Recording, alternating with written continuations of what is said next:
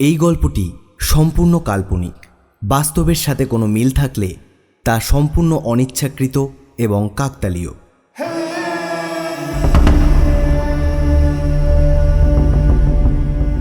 আমাদের চ্যানেলের সমস্ত গল্পের নোটিফিকেশন সবার আগে পাওয়ার জন্য এখনই সাবস্ক্রাইব করুন আমাদের চ্যানেলটি এবং পাশে থাকা বেল আইকনটি প্রেস করে অল করে দিন। হরেবল উইকেন্ডে আজ আপনার জন্য দেবারতী মুখোপাধ্যায়ের লেখা গল্প শুভঙ্করের ফাঁকি। আজকের গল্পটি আমরা নিয়েছি দেবারতী মুখোপাধ্যায়ের নীলাম্বরের খিদে এই বইটি থেকে। আজকের গল্প পাঠে এবং গল্পের সূত্রধার আমি অতনু। শুরু হচ্ছে শুভঙ্করের ফাঁকি।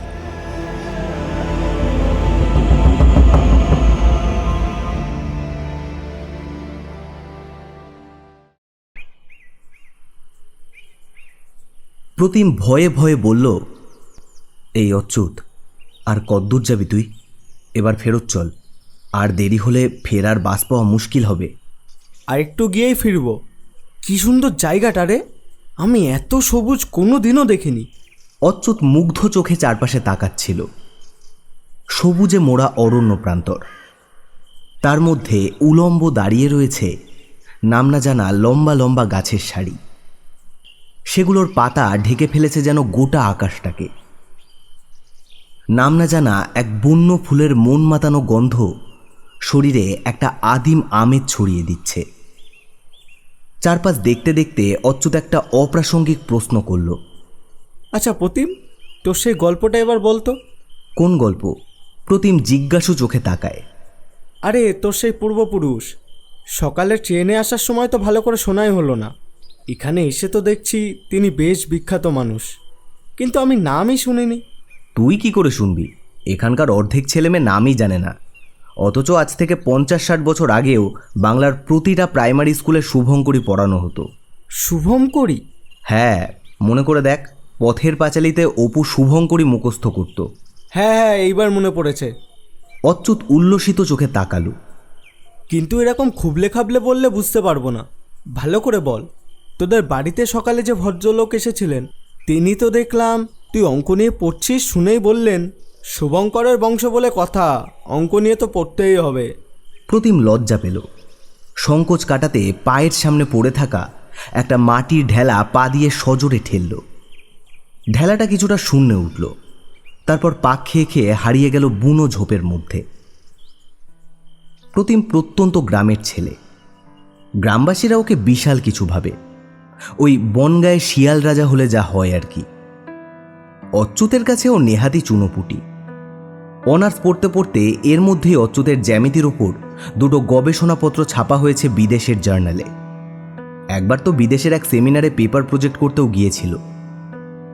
ওর সামনে নিজের প্রশংসা শুনলে লজ্জা লাগে বই কি, কিন্তু তা তো আর ওর গ্রামের লোকেরা বুঝবে না। তবে কিনা নম্বরটাই সব নয়। ভালো নম্বর পাক না পাক, প্রতিম অঙ্ক বিষয়টাকে বড় ভালোবাসে। ওর ইচ্ছে হয় সারাদিন অঙ্ক নিয়ে থাকতে।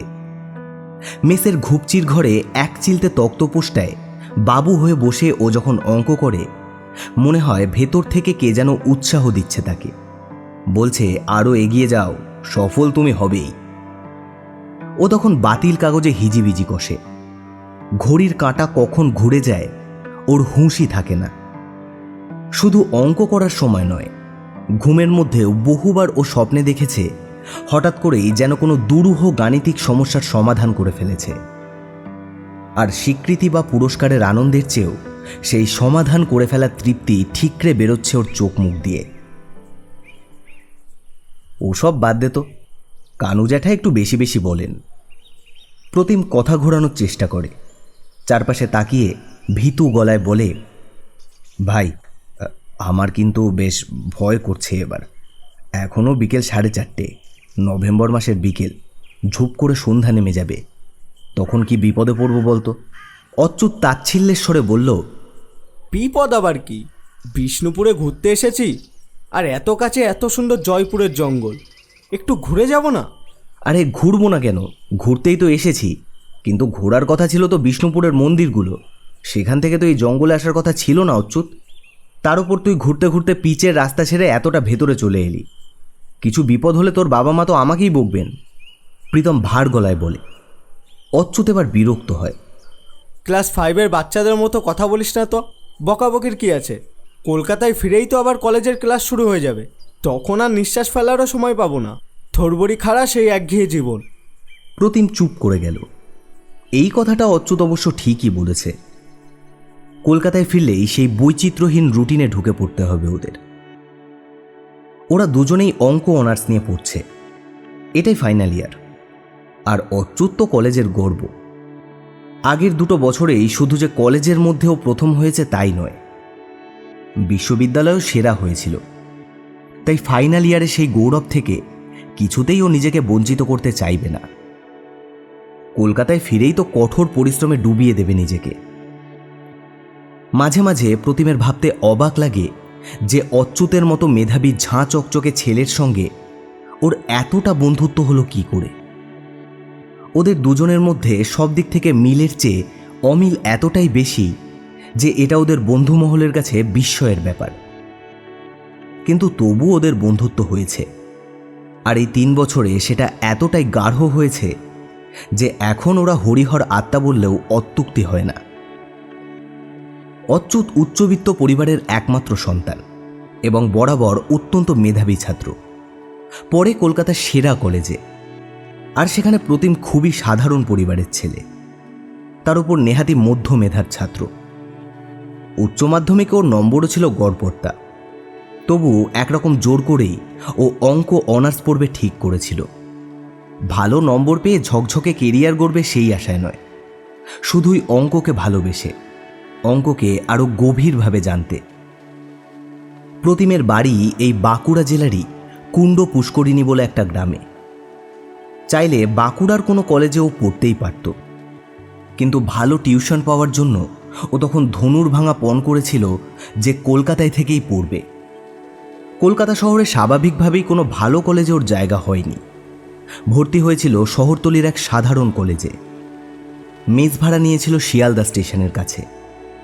আর তারপরেই এক নামজাদা প্রফেসরের বাড়িতে অনার্সের টিউশন পড়তে গিয়ে ওর আলাপ হয়েছিল অচ্যুতের সঙ্গে।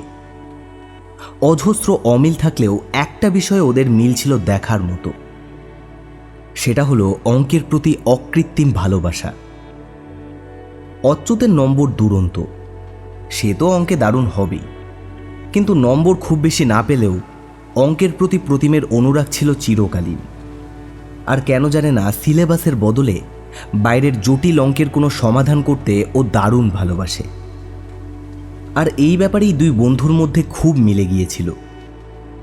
পাঠ্যক্রমের বাইরেও দুজনে দেশ বিদেশের নানা অঙ্কের সমস্যা, যেগুলোর এখনও কেউ কোনো সমাধান বের করতে পারেনি, তাই নিয়ে মেতে থাকত। অচ্যুত নিজের বইপত্র নিয়ে চলে যেত প্রতিমের মেসে, সেখানে দুজনে অঙ্কে বুঁদ হয়ে যেত। এই করতে করতে চুম্বকের বিপরীত মেরু দুটোর আকর্ষণের মতোই ওদের বন্ধুত্ব দিন দিন গভীর থেকে গভীরতর হয়ে উঠেছে। কখনো ওরা মেতে থাকে মিলেনিয়াম প্রাইজ প্রবলেম নিয়ে। গোটা পৃথিবীতে 7টা এমন অঙ্ক রয়েছে যেগুলো আজ পর্যন্ত কেউ সমাধান করতে পারেনি, পারলেই তার জন্য রয়েছে অবিশ্বাস্য অঙ্কের পুরস্কার। আবার কখনো সারা দিনরাত কাবার করে মিলেনিয়াম বাগ প্রবলেম নামের 12টা অঙ্ক নিয়ে। এই 12টা অঙ্কের সমাধানও এখনো পর্যন্ত অধরা। সদ্য কৈশোর পার করে ওরা দুজনেই পা দিয়েছে তারুণ্যে। এই সময় উৎসাহ উদ্দীপনা সবই থাকে তুঙ্গে। হিসাব যুক্তির ধার না মেনে অত্যুৎসাহী মন চায় আকাশ ছুতে। সাবধানে পা ফেলার চেয়ে এবড়ো থেবড়ো পথ চলাতেই হয় আনন্দ। ওদেরও তাই হয়েছে। বিশ্বের কিংবদন্তি গণিতজ্ঞরা যা পারেননি, ওরা এই বয়সেই দুম করে তার সমাধান করে ফেলবে, এই অলিক আশাতেই দুজনে বিভোর হয়ে থাকে। ভাবে এইভাবেই একদিন জিতে যাবে অঙ্কের জন্য বিশ্বের শ্রেষ্ঠ পুরস্কার, আবেল প্রাইজ বা ফিল্ডস মেডেল। তাই এবারে 3rd ইয়ারের ক্লাস শুরু হওয়ার পরেই কয়েকদিনের ছুটিতে প্রতিম যখন বাড়ি আসছিল, অচ্যুত ওর সঙ্গে চলে এসেছে। বন্ধুর বাড়ি ঘোরাও হবে, একসঙ্গে অঙ্ক করাও হবে। প্রতিম আপত্তি করেনি। দুজনের আর্থিক বৈষম্য থাকলেও অচ্যুত যে অমন নয় তা সে জানে। প্রতিমের বাড়ি থেকে মন্দির নগরী বিষ্ণুপুর ঘণ্টা 1.5 রাস্তা। আজ সকালে 2 বন্ধু ঘুরতে এসেছিল এদিকে। প্রতিম গাইডের ভূমিকা নিয়েছিল। ছোটবেলা থেকে সে অজস্রবার এসেছে বিষ্ণুপুর। এখানকার টেরাকোটার মন্দিরগুলোর ইতিহাস ভাস্কর্য সম্পর্কে বিশদে বোঝাচ্ছিল অচ্যুতকে। তারপরেই অচ্যুতের যে কি খেয়াল চাপল, জোর করে চলে এলো বিষ্ণুপুর থেকে আধ ঘন্টা দূরের এই জঙ্গলে। এসেও ওর শান্তি হলো না, জঙ্গলের এতটা ভেতরে চলে এলো। প্রতিম নিজে এদিকটার ছেলে বলে ভালো করেই জানে এই জঙ্গলের কিছু অংশ অত্যন্ত গভীর। শাল, পলাশ, কুসুম, নিমগাছ ছাড়াও ছড়িয়ে রয়েছে অজস্র অজানা গাছ। এখনও এখানে এমন কিছু কিছু জায়গা আছে যেখানে সূর্যের আলোও ঠিকমতো প্রবেশ করতে পারে না। আর হাতি থেকে শুরু করে চিতল, হরিণ, বাদুড় কি নেই এখানে। রয়েছে বিচিত্র প্রজাতির অসংখ্য পাখিও। যতদূর পর্যন্ত পর্যটকরা আসে সেই সীমানা ওরা অনেকক্ষণ আগেই পেরিয়ে এসেছে। বন্য প্রাণীদের জল খেতে আসা দেখার ওয়াচ টাওয়ার, ফরেস্ট ডিভিশনের অফিস, রিসর্ট কিংবা বহু বছর আগে ইস্ট ইন্ডিয়া কোম্পানির তৈরি পরিত্যক্ত বিমানবন্দরের রানওয়ে, এসব ফেলে ওরা ঢুকে এসেছে গভীর অরণ্যে। এখন ওদের আশেপাশে আদিম প্রকৃতি ছাড়া আর কিছুই নেই। ঘন জঙ্গলের মধ্যে দূরে দেখা যাচ্ছে প্রাচীন কোনো প্রাচীরের ভগ্নাবশেষ। কখনো চলার পথে পড়েছে বন্য ডোবা, কখনো ওদের চোখের সামনে দিয়েই রুদ্ধশ্বাসে ছুটে পালাচ্ছে বেজির মতো কোনো সরীসৃপ। এই পড়ন্ত বিকেলে জঙ্গলের এতটা গভীরে এইভাবে দুজনের হেঁটে চলাটা যে শুধু ভয়ের তাই নয়, অত্যন্ত বিপজ্জনক। তবু অচ্যুতের যেন কোনো হুঁশ নেই। অতি উৎসাহে মোহাবিষ্ট হয়ে ও হেঁটে চলেছে। হাতে নিয়েছে একটা গাছের মরা শুকনো ডাল। সেই ডাল দিয়ে চারপাশের বুক পর্যন্ত বুনো ঘাসের স্পর্শ ঠেকাতে ঠেকাতে এগিয়ে চলেছে সামনের দিকে। বাধ্য হয়ে প্রতিমকেও পিছু পিছু চলতে হচ্ছে। মাথার ওপর আকাশ দেখা যাচ্ছে না। দৈত্যের মতো অতিকায় গাছগুলো আকাশ ঢেকে দাঁড়িয়ে আছে যেন অনন্তকাল ধরে। অনেক উঁচুতে সেই গাছের পাতার ফাঁক দিয়ে ভেসে আসছে সূর্যের নরম আলো। আশেপাশে ঝিঝি পোকার মতো একজাতীয় পোকার গুঞ্জন ক্রমশই বেড়ে চলেছে। কিরে বল না। অচ্যুত আবার তাড়া দিল। হু বাস মিস্টার শুভঙ্কর? শুভঙ্কর রায় ছিলেন আমার পূর্বপুরুষ। অনেকে ভাবে তার পদবী দাস, কিন্তু তা ভুল। এই যে বিষ্ণুপুরের মন্দিরগুলো দেখে এলি, সেগুলো সব বানানো হয়েছিল মল্ল রাজাদের আমলে। এই অঞ্চলে মল্ল রাজারা প্রায় 1000 বছর শাসন করেছিলেন। তো 55তম মল্লরাজ গোপাল সিংহদেবের সময় শুভঙ্কর রায় ছিলেন তার ভূমি রাজস্ব সচিব। একটা অপেক্ষাকৃত ফাঁকা জায়গা দেখে অচ্যুত এবার একটা গাছের তলায় বসে পড়ল। পকেট থেকে দুটো চুইংগাম বার করে একটা প্রতিমের দিকে ছুঁড়ে দিল। অন্যটা মুখে পুড়ে চিবোতে চিবোতে বলল, তো ওর সঙ্গে অঙ্কের রিলেশনটা কি? উনি কি পার্ট টাইমে অঙ্কের টিউশনই করতেন, নাকি রাজাকে অঙ্ক শেখাতেন? ইয়ার কি মারিস না তো। প্রতিম ওর পাশে হাত পা ছড়িয়ে এবার বসে পড়ল। শুভঙ্কর রায় ছিলেন সেই সময়কার নামকরা গণিতজ্ঞ। উনি জন্মেছিলেন 1672 সালে। জন্মের পরেই তার বাবা অনন্ত রায় মারা যেতে তার এক ধনী আত্মীয় তাকে তখনকার বিখ্যাত পণ্ডিত ভৃগুরাম দাসের কাছে পড়তে পাঠান, যেখানে শুভঙ্কর আর্যভট্ট, ব্রহ্মগুপ্ত, ভাস্করাচার্য, লীলাবতীর লেখা প্রাচীন সমস্ত গণিতশাস্ত্র পড়ে মহাপণ্ডিত হন। পরে নিজের যোগ্যতায় রাজদরবারের সচিব পদে ওঠেন। তখন দিল্লির মসনদে মুঘল সম্রাট ঔরঙ্গজেব। মল্ল রাজারা শাসক হলেও তরফদার, জায়গিরদার, কোটকিনাদার এদেরই সব গ্রামগঞ্জে ছিল বারবারন্ত। তরফদার, জায়গিরদার বুঝলাম, কোটকি নাকি সেটা আবার কি? অচ্যুত বাধা দিয়ে বলল, তরফের মালিক ছিল তরফদার, আর 3-4টে তরফ যার থাকতো তাকে বলা হতো কোটকিনাদার। এরা সবাই জমি জায়গা নিয়ে অনেক অত্যাচার চালাতো। এদিকে সাধারণ মানুষ তো তখন শুধু জানতো কৃষিকাজ। তারা না বুঝতো জমি জমার হিসেব, না বুঝতো টাকা কড়ি নিয়ে অঙ্কের জটিল মারপ্যাচ। তাই তার সব দিক থেকেই ঠকত। তাদের বাঁচাতে শুভঙ্কর রায় তখন জটিল সমস্ত হিসেব সহজ ছড়ার আকারে বানিয়েছিলেন। তখন তো আর ক্যালকুলেটর ছিল না। মানুষকে বাজারহাটে জটিল হিসেব মুখে মুখে করতে হতো। তাকে বলতো মানসাঙ্ক। এই মানসাঙ্কের সঙ্গে জিনিসের দাম, জমির হিসেব, ভূমিস্বরাজের সব কঠিন অঙ্ক মিলিয়ে শুভঙ্কর রায় এমনভাবে ছড়া লিখেছিলেন যে অশিক্ষিত মানুষও সেই ছড়া দিয়ে নির্ভুলভাবে হিসেব করে ফেলতে পারত। এগুলোকে বলতো শুভঙ্করী আর্যা।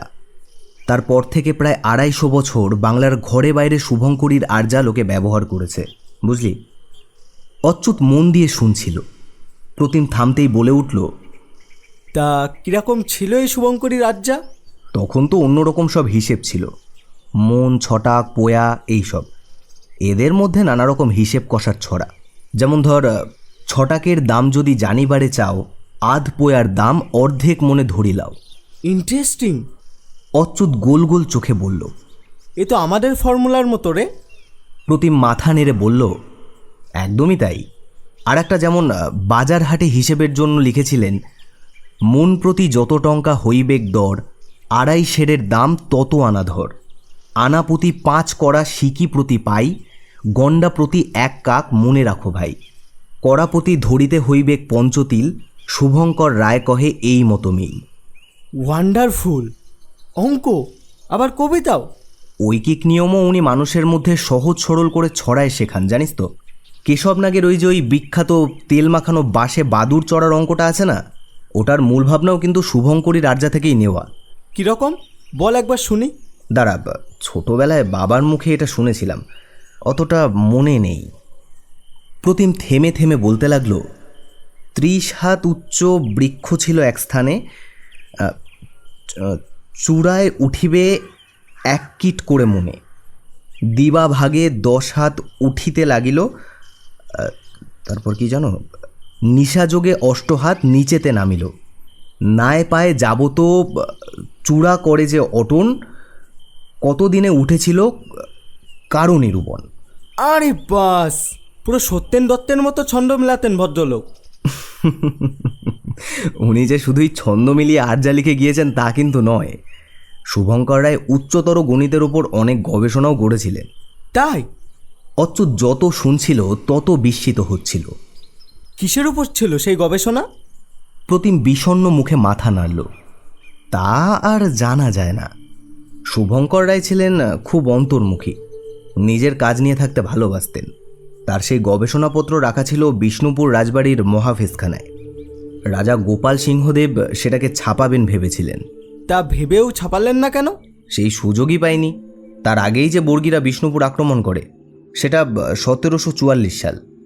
মারাঠাদস্যু ভাস্কর পণ্ডিত আর তার দলবল ছাড়খাড় করে দেয় প্রায় গোটা বাংলা। সেই সময় শুভঙ্কর রায় সহ অনেক পারিসদের ওপর বর্গীরা অতর্কিত হামলা চালায়। শুভঙ্কর রায় প্রাণ ভয়ে নাকি আশ্রয় নেন রাজধানী সংলগ্ন এক অঞ্চলে। তারপর? সেইখানেই সম্ভবত ওকে হত্যা করা হয়। একটা দীর্ঘশ্বাস ফেলল প্রতিম। ইস, কি লোকের, কি পরিণাম।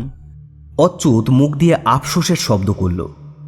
আর্কিমিডিসের মতো মূর্খ রোমান সৈন্যরা কিছু না জেনেই ওকে মেরে ফেলেছিল। শুভঙ্কর রায়ও তাই। তার কিছু বছর পর বিষ্ণুপুরের রাজা হন চৈতন্য সিংহদেব। তার খুড়তুতো ভাই দামোদর সিংহদেব তার বিরুদ্ধে মুর্শিদাবাদের নবাব মির্জাফরের সঙ্গে ষড়যন্ত্র করেন। পরে ইস্ট ইন্ডিয়া কোম্পানির আদালতে মামলায় হেরে গেলে সেই রাগে দামোদর সিংহদেব ওই মহাজেবখানায় আগুন লাগিয়ে দেন। অন্য অনেক কিছুর সঙ্গে গবেষণাপত্রটাও পুড়ে ছাই হয়ে যায়। মাই গুডনেস, কিভাবে মানুষ হিংসের বশে বিজ্ঞানের গতি পিছিয়ে দেয় ভাব। অচ্যুত হতাশ গলায় বলল, হ্যাঁ, তবে এত ভালো কাজের অনেক অপভ্রংশও ঘটেছিল পরবর্তীকালে। শুভঙ্করী আর্যাকে বিকৃত করে ভেতরে গোজামিল ঢুকিয়ে অনেক ভুলভাল ছড়াও বের করা হয় মানুষকে ঠকাতে। তাই বাংলায় শুভঙ্করের ফাঁকি নামে একটা প্রবাদও আছে। তবে এখন বুঝতে পারছি তোর অঙ্কের প্রতি এত আগ্রহ কেন। যা জিনে এই রকম একজন জিনিয়াস ম্যাথমেটিশিয়ান রয়েছেন, সে তো অঙ্ক পাগল হবেই। ধুর, কার সঙ্গে কার তুলনা, তুই হাসালি ভাই।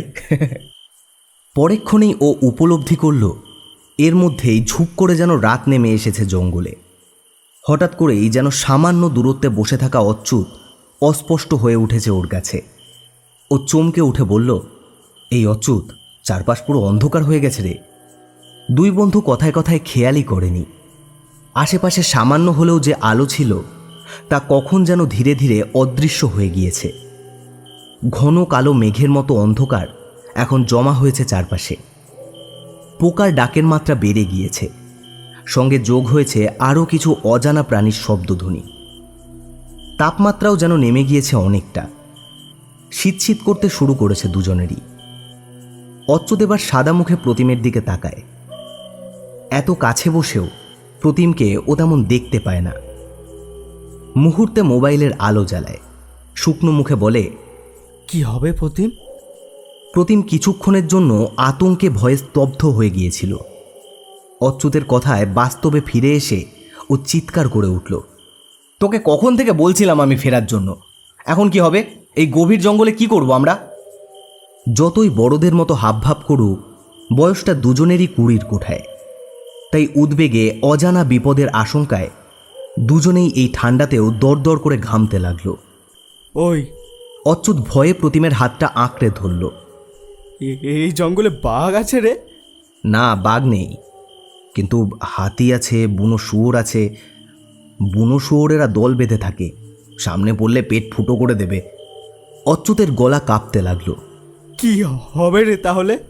প্রতিম এমনিতেই নরম সরম, অচ্যুতই হৈহুল্লোড় করে বেশি, কিন্তু বিপদে পড়লে অচ্যুত নার্ভাস হয়ে যায়। প্রতিম বরং মাথা ঠান্ডা রাখতে পারে। মোবাইল ফোনে সময় দেখে ও বলল, 6টা বাজে, ফরেস্ট রেঞ্জারের অফিস অবধি গেলে কাউকে পেয়ে যাব, তারপর তেমন হলে ওখানেই রাতটা কাটিয়ে দিতে পারবো। চল আগে রেঞ্জারের অফিস অবধি পৌঁছাই, এখানে এইভাবে দাঁড়িয়ে থাকার কোনো মানে নেই। চারপাশে মন মাতাল করা মহুয়ার গন্ধের মধ্যে ওরা দুজন দুরু দুরু বুকে হাঁটতে শুরু করল। আচমকা আসা এই বিপদের জন্য কেউই প্রস্তুত ছিল না। অচ্যুত নিজের ফোনের আলো জ্বেলে প্রতিমের হাত শক্ত করে ধরে পা ফেলছিল। দূর থেকে আচমকা কোনো অজানা শব্দে বুকের ভেতরটা ভয়ে হিম হয়ে আসছিল মাঝে মাঝেই।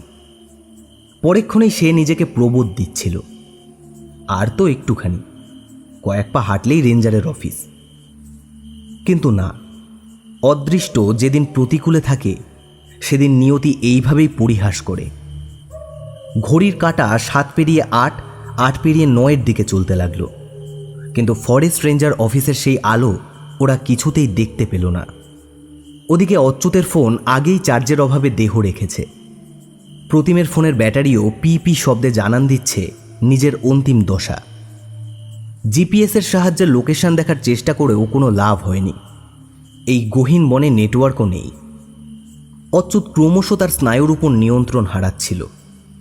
প্রচণ্ড ভয়ে মনে হচ্ছিল ওর শরীরের প্রতিটা অঙ্গ প্রত্যঙ্গ বিকল হয়ে পড়ছে ধীরে ধীরে, এক্ষুনি এলিয়ে পড়বে মাটিতে। দুর্বল কণ্ঠে ও বলল, কি হচ্ছে বলতো? এত ঘন জঙ্গল তো, তার উপর গভীর রাত, আমরা তো এমনিতেই চিনি না রাস্তা, সব দিকই মনে হচ্ছে একরকম। মনে হয় আমরা পথ হারিয়েছি। কি বলছিস তুই?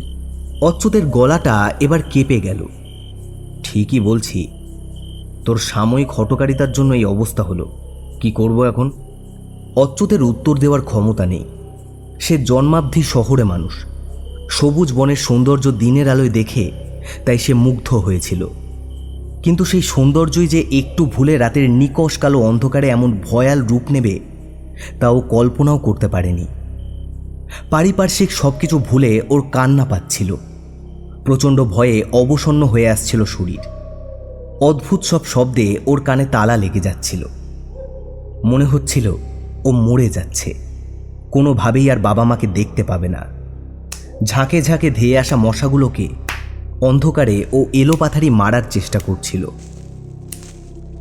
বনে পা লেগে সামান্য খচখচ শব্দে কেঁপে উঠছিল ওর বুক। মনে হচ্ছিল বন্য কোনো আদিম জন্তু বুঝি চুপিসারে এসে দাঁড়িয়েছে, নিঃসারে অপেক্ষা করছে অতর্কিতে হামলা করার। তখন থেকে প্রতিম বারণ করছিল, কেন যে ওর কথার গুরুত্ব দেয়নি তাই ভেবে আফসোসে পুড়ে যাচ্ছিল ওর মন।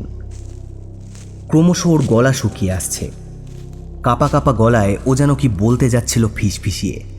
এমন সময় প্রতিম বলল, চুপ, একদম চুপ কর। অচ্যুত ঠান্ডা বরফের মতো জমে গেল। প্রতিম আবার বলল, কেউ একটা আসছে, শুনতে পাচ্ছিস? শুনতে পাচ্ছিস পায়ের শব্দ? অচ্যুতের বুকের ভেতর কেউ যেন নির্দয়ভাবে হাতুড়ি পিটছিল। তবু তারই মধ্যে ও কান খাড়া করল। না, কিচ্ছু শুনতে পাচ্ছে না ও। না তো। ভালো করে শোন। নিশুতি রাতে প্রতিম কেমন যেন অচেনা গলায় বলে, এদিকে এগিয়ে আসছে কেউ একজন। অচ্যুতের শরীরের হাড়গুলো যেন কাঁপতে থাকে ভয়ে। প্রচণ্ড শিহরণে ওকে আবারও জানান দেয়, না, কোনো পদধ্বনি শুনতে পাচ্ছে না ও। প্রতিম হয়তো পুরোটাই কল্পনা করছে। গাছের পাতার ঘসঘসির শব্দ, বাতাসের শোষ আওয়াজকে ভাবছে কারুর পায়ের আওয়াজ।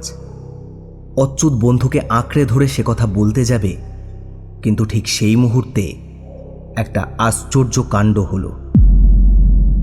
প্রতিম যন্ত্রমানবের মতো হঠাৎ শটান পিছন দিকে ফিরল। তারপর হাঁটতে উদ্যত হলো। হাঁটা শুরুর আগে হ্যাচকা টান দিল অচ্যুতের হাতে। কি হলো? ওটা তো উল্টো দিক। আরে ওইদিকে কোথায় যাচ্ছিস? আরো ভেতরে চলে যাবো তো। অচ্যুত আন্দাজে চেপে ধরল প্রতিমকে, কিন্তু প্রতিম পরোয়া করল না। মন্ত্রমুগ্ধের মতো চলতে শুরু করলো পিছন দিকে। সঙ্গে নিয়ে চলল অচ্যুতকে। অদ্ভুত যান্ত্রিক সেই গতি। বনবাদার গাছপালা কিছুই খেয়াল করছিল না ও। নিশির ডাকে মানুষ যেমন ঘুমন্ত অবস্থায় হেঁটে চলে, তেমনভাবেই এগিয়ে চলেছিল। সঙ্গে হ্যাচড়াতে হ্যাচড়াতে নিয়ে যাচ্ছিল অচ্যুতকে। অন্ধকারে গাছের ডালে অচ্যুতের পা কেটে দরদর করে রক্ত পড়ছিল। ও প্রথমে চাপা গলায় এবং পরে চিৎকার করে বলতে লাগলো, কি হয়েছে তোর প্রতিম? এরকম করছিস কেন? এইভাবে অন্ধকারে কেউ ছোটে? কিন্তু প্রতিমের কোনো হুঁশ নেই। রুদ্ধশ্বাসে সে ছুটে চলেছে কোনো এক অশরীরী আলেয়ার পেছনে। অচ্যুতের বারংবার চিৎকারে ও শুধু মহাবৃষ্টের মতো বলল, আহ, শুনতে পাচ্ছিস না? ওই যে এবার ডান দিকে বেঁকতে বলছে। এই যে এবার বাঁদিকে ঘুরেই 4 পা হেঁটে চলতে হবে সোজা। কে বলছে? কোথায় বলছে? অচ্যুত পাগলের মতো চিৎকার করে উঠল। নিজের শরীরের সমস্ত শক্তি একত্র করে ছাড়িয়ে নিতে চাইল প্রতিমের বজ্র মুঠি। রেহাই পেতে চাইল সাক্ষাৎ মৃত্যুর হাত থেকে, কিন্তু পারল না। লোহার করাতের মতো প্রতিমের হাত যেন চেপে বসেছে ওর হাতে। জোর করলে যেন হাড়গোড় গুঁড়ো হয়ে যাবে। প্রতিমের কোনো ভ্রুক্ষেপ নেই। জোড়ো রুগীর মতো কাঁপতে কাঁপতে সে ছুটছিল, আর ঘুম ঘুম গলায় বিড়বিড় করে বকে চলেছিল, ওই যে ছড়া করে বলে চলেছে, শুনতে পাচ্ছিস না? ডাইনে হাঁটো 8 পা, পুবে রেখে পলাশ, কম পথ কম শ্বাস, নাই কোনো অবকাশ।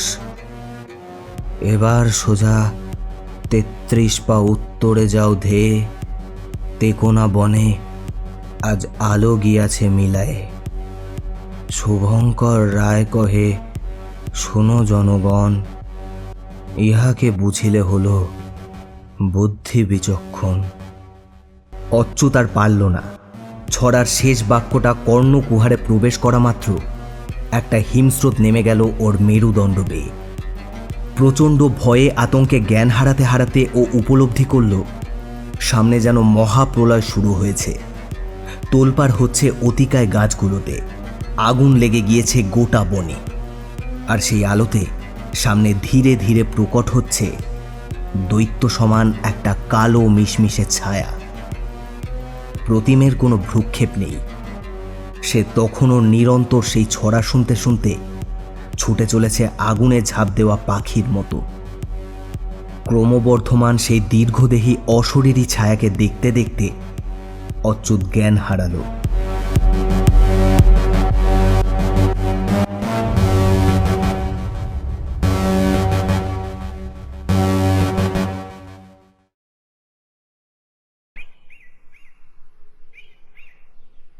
অচ্যুতের জ্ঞান যখন ফিরল, তখন ঘরময় খটখটে আলো।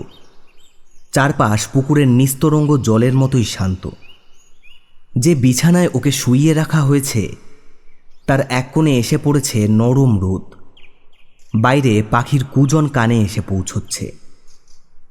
ধীরে ধীরে উঠে বসতে যেতেই ও অনুভব করল গায়ে প্রচণ্ড যন্ত্রণা।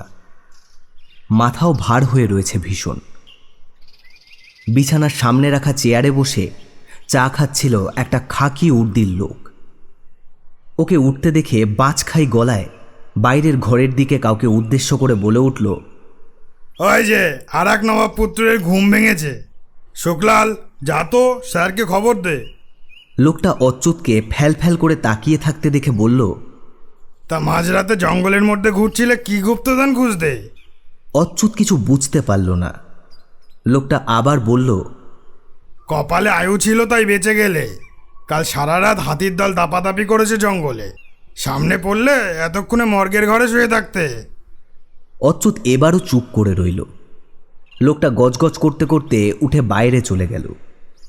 আর তখনই পাশের বিছানায় ও প্রতিমকে দেখতে পেল। প্রতিমের মাথায় ব্যান্ডেজ, কপালে কালশিটে, চুপচাপ তাকিয়ে রয়েছে দেওয়ালের দিকে। অচ্যুত বলল, কি রে?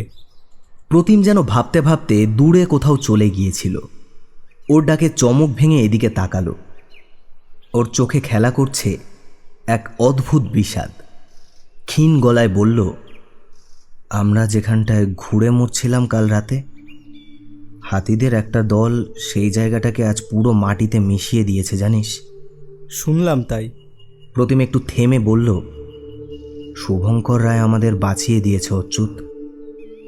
গোটা সময়টা শুধু কানের পাশে অদ্ভুত এক গলায় ছড়া শুনে গিয়েছি। কেমন ঘুরে চলে গিয়েছিলাম শুনতে শুনতে। খালি ছড়া শুনছিলাম আর সেই মতো চলছিলাম। কিভাবে যে ফরেস্ট রেঞ্জারের এই অফিস পর্যন্ত তোকে নিয়ে এসে পৌঁছেছি নিজেই জানি না। অচ্যুত উত্তর দিল না। ওর মাথা প্রতিমের চেয়ে বরাবরই পরিষ্কার।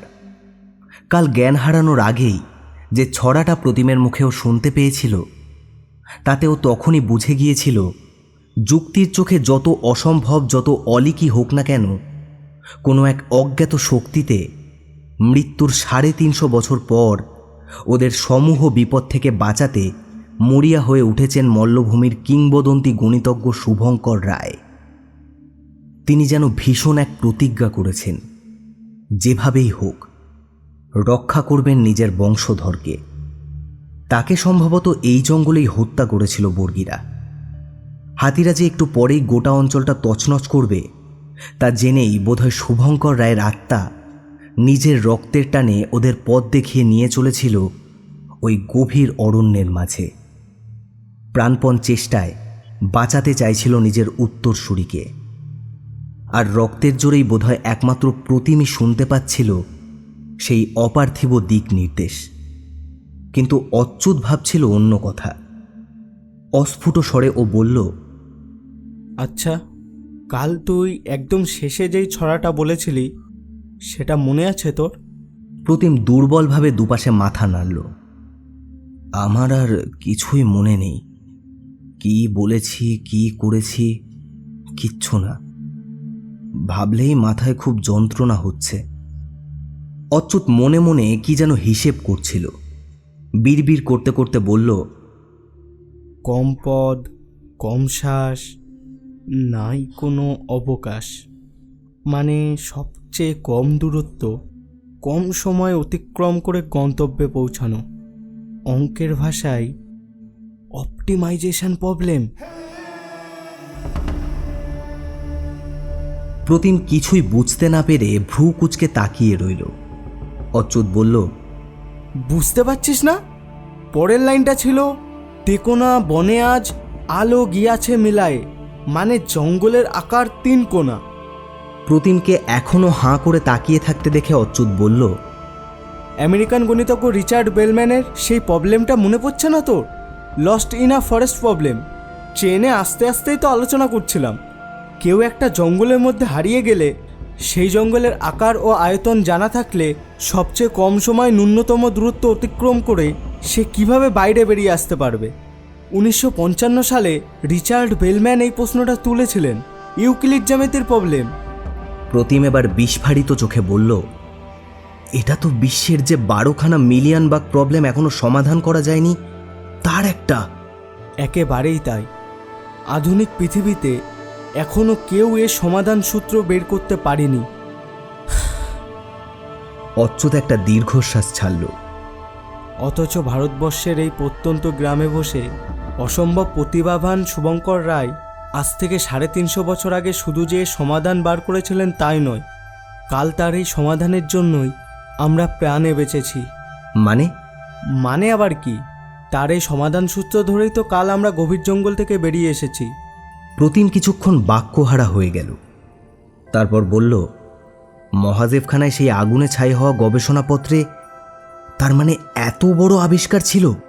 আরও কি কি মণিমুক্ত ছিল তা তো আর জানার উপায় নেই। অকালে আমরা যে কত বড় প্রতিভা হারিয়েছি তা ভাবা যায় না।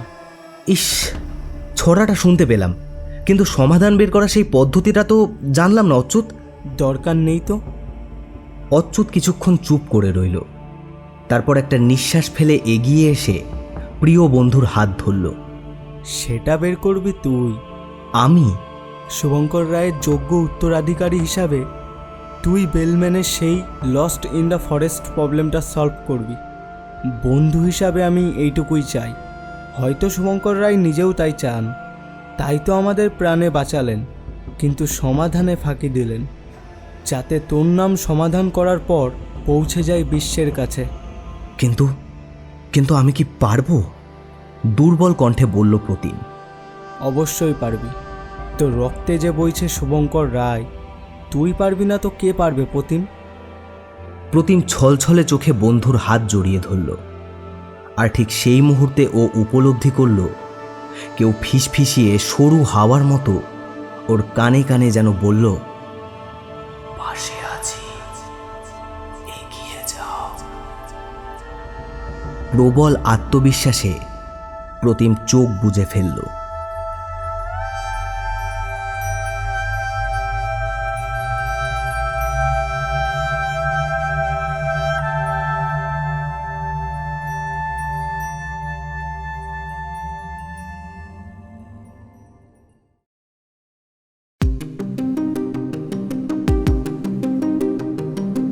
শুনলেন শুভঙ্করের ফাঁকি, রচনা দেবারতী মুখোপাধ্যায়।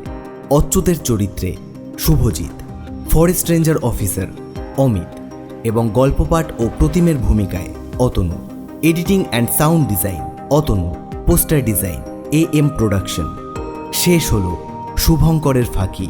আমরা আবার ফিরে আসব নতুন কোনো গল্প নিয়ে। ততক্ষণ ভালো থাকুন, সুস্থ থাকুন আর শুনতে থাকুন হরিবল উইকেন্ড।